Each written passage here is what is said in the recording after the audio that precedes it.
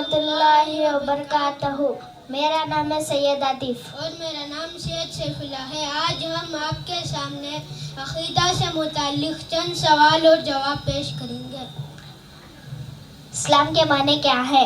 इस्लाम के माने इताअत, फरमा बरदारी, अमन और शांति के हैं। इस्लाम के कितने अरकान हैं? इस्लाम के 5 अरकान हैं। इस बात की गवाही देना कि अल्लाह के सिवा कोई माबूद बरहक नहीं और मोहम्मद सल्लल्लाहु अलैहि वसल्लम अल्लाह के बंदे रसूल हैं।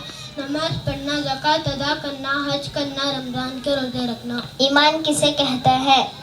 जुबान से इकरार करना, दिल से यकीन करना, आज़ा से अमल करने को ईमान कहते हैं। ईमान के कितने अरकान हैं? ईमान के 6 अरकान हैं। अल्लाह पर ईमान लाना, अल्लाह के फरिश्तों पर ईमान लाना, अल्लाह के रसूलों पर ईमान लाना, अल्लाह की किताबों पर ईमान लाना, अच्छी और बुरी तकदीर पर ईमान लाना, क़यामत के दिन पर ईमान लाना। हमारा रब कौन है और वो कहाँ है? हमारा रब अल्लाह है और वो 7वां आसमान अर्श पर मुस्तवी है। हमको किसने पैदा किया और किस लिए पैदा किया?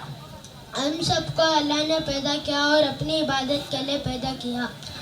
इबादत किसे कहते हैं? इबादत हर वो बात और काम जिसको अल्लाह पसंद करता है।